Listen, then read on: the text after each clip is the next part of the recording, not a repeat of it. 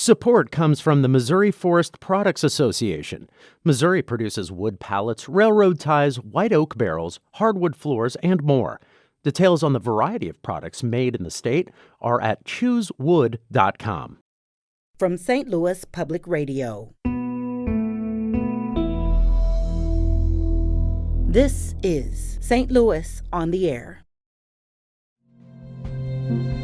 It does come down to, like you said, those individuals, those departments who ultimately have to figure out, okay, well, who gets charged? How do people get charged? How long do they stay? It's a lot of parties that have to come together for something like this.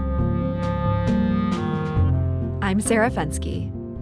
On Tuesday, the administration of St. Louis Mayor Tashara Jones announced the Workhouse is closing. Kind of. The place, better known as the Medium Security Institution, holds people too poor to post bail before trial. It's long been in the sight of local activists who say the conditions inside are hellish. But closure has drawn pushback from various constituencies across the city, and the plan Public Safety Director Dan Isom shared with the Board of Aldermen Tuesday does not completely close the facility, not yet. And joining us today with the details is St. Louis Public Radio reporter Chad Davis. Chad, welcome. Hey, how are you doing? So, Chad, you listened to this entire meeting on Tuesday, a long one. When Director Dan Isom said the Workhouse will close, what specifically did he mean by that?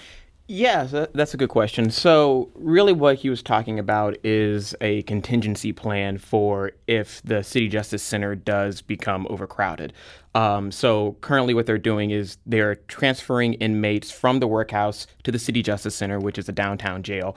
And that right now has caused some controversy among other alder people and other city leaders about how quickly people are being moved, and then also what this means for the staff who are there at the Justice Center and for the inmates. So really what he was explaining was while all of the inmates will be moved to the Justice Center, what they're going to do is they're going to place people, if it does become overcrowded, into one area of the Workhouse, and they will be, treated there with staff, and they'll be in like one pod of the Workhouse specifically. So that's the plan that they're working on if, in fact, the Justice Center does become overcrowded with inmates. So the building is not being fully closed at this point, but all the people who have been housed there, the plan is to get them moved out. Correct.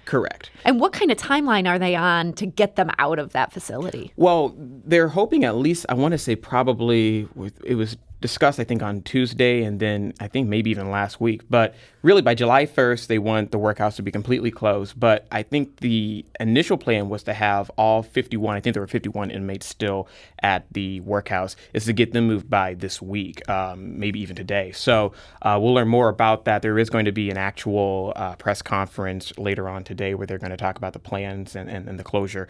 But at least by the end of the month, that is the plan, to have them all out and have the Workhouse completely closed, what we have right now. So people will not be permanently housed there. They may still use this pod. This would be a pod when there's overflow, and also just in cases of transition, shorter stays. Is that the implication? Well, what they described, primarily what that Workhouse pod will be used for is for inmates who are potentially awaiting or need to be transferred back to other jurisdictions. So when they describe that, they're talking about, all right, inmates or people who maybe were from another county, another municipality, whether that be in St. Louis area or surrounding counties, wherever, and they need to be housed somewhere. So that means they could be housed at a facility in the pod at the Workhouse. Also, it could mean people who are waiting judge processing or court processing. So people who are still waiting that, and then people who need to be transferred out to other areas, they may be housed in that pod. And the way that Jeffrey Carson, who is the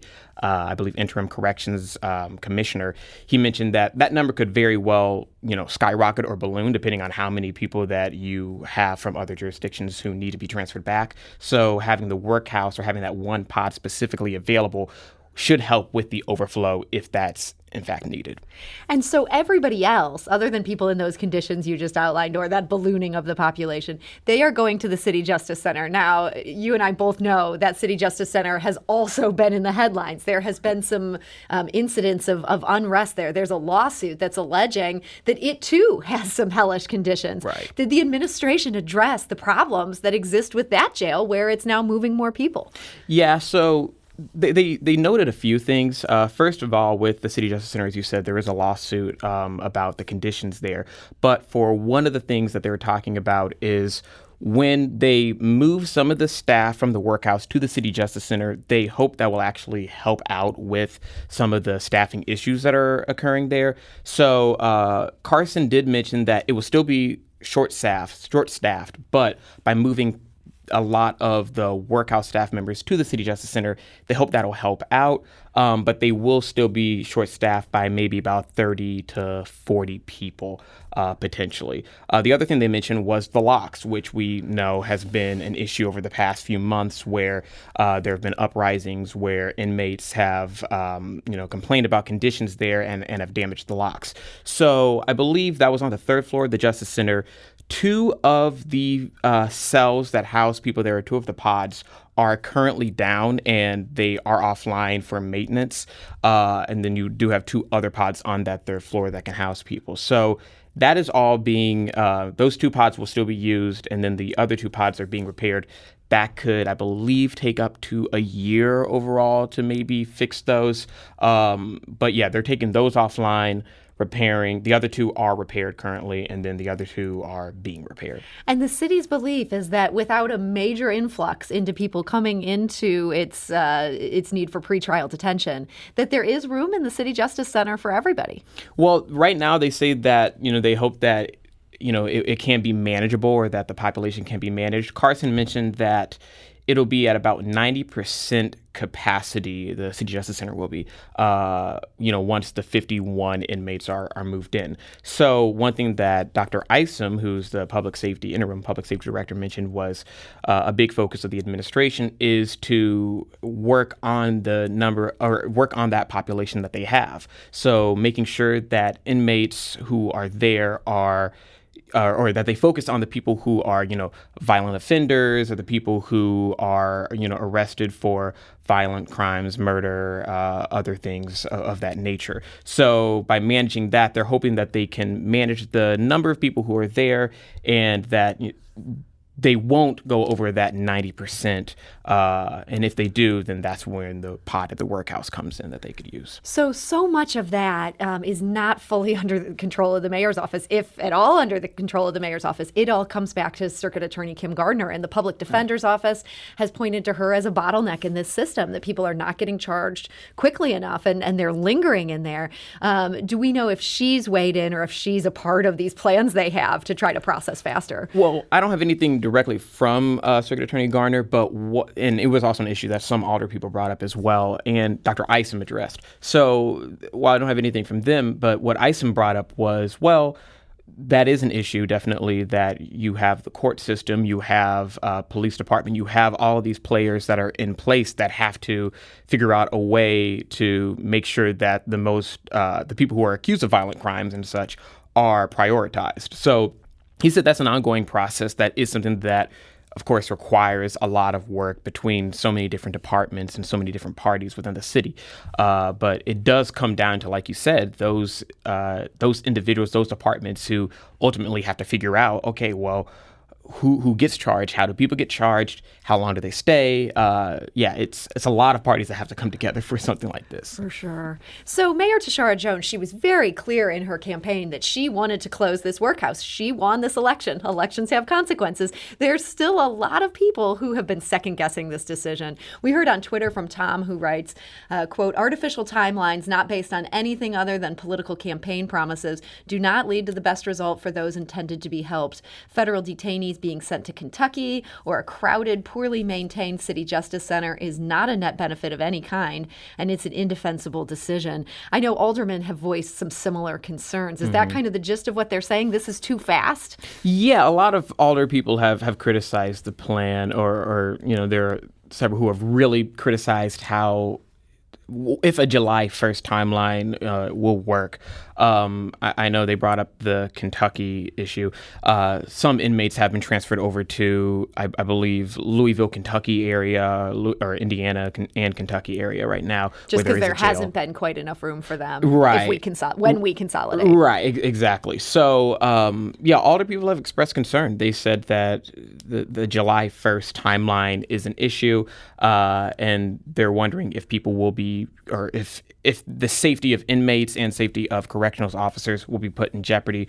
So I think the city's idea of having a contingency plan or having a plan to, okay, we'll keep one pod open is something that some of the alder people in the meeting seemed to express some satisfaction, or at least they said that they were, somewhat for that idea of having at least another space in the event that it does become overcrowded, and that, correctional officers and other people who are incarcerated do have another space where they can be in the event of such a situation. And rank and file corrections workers, do we know their perspective on this? Well, we had a union representative, Jeff Hans, who was there, and he's a representative for corrections officers, I believe, with the St. Louis KC Carpenters region. And he had mentioned that corrections officers are concerned about their safety, and that corrections officers are concerned that this could lead to some overcrowding. So part of his statement at the Tuesday meeting was he was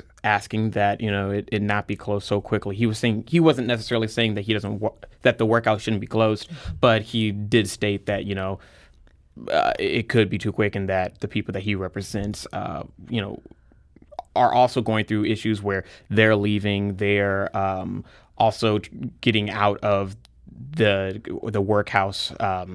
They're leaving the workhouse jail because necessarily they don't want to move to the CJC and things of that nature. So he did express some of those concerns. So you mentioned there's going to be a press briefing pretty soon after this show here today. I know you're going to that. What are you hoping to learn as you continue to push into this issue? I think details on timeline is something that people are looking at, whether there's an indefinite situation where the pod will stay open, what will that mean? And then also just kind of about who necessarily, who will be at the workhouse and how long they'll be there. So, I think it kind of depends. One thing that Dr. Isom says, if they're from a jurisdiction, it can take a while for another jurisdiction to take those prisoners or to take those inmates and bring them back. So what will that look like? I think those are probably the biggest questions for what comes out of this. Well, I know you're going to stay on this story, and it sounds like there's a good chance there'll be another story on our website this evening. Right, you're going to be busy today. We'll see, probably, though, yeah. So for more on this issue, you can get Chad's reporting. That's stlpr.org. St. Louis Public Radio reporter Chad Davis, thank you so much for joining us today. Thanks for having me. Appreciate it. St. Louis on the Air is a production of St. Louis Public Radio. Understanding starts here. If you learned something new from today's episode, consider leaving us a review and rating on Apple Podcasts on the App Store. It's the easiest way to help people discover our show. We appreciate it. Thank you. St. Louis Public Radio is a member-supported service of the University of Missouri, St. Louis.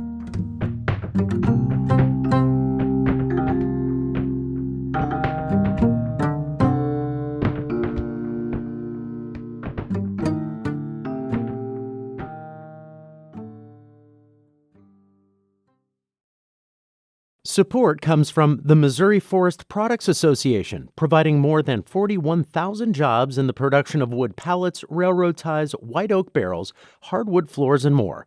Details at choosewood.com.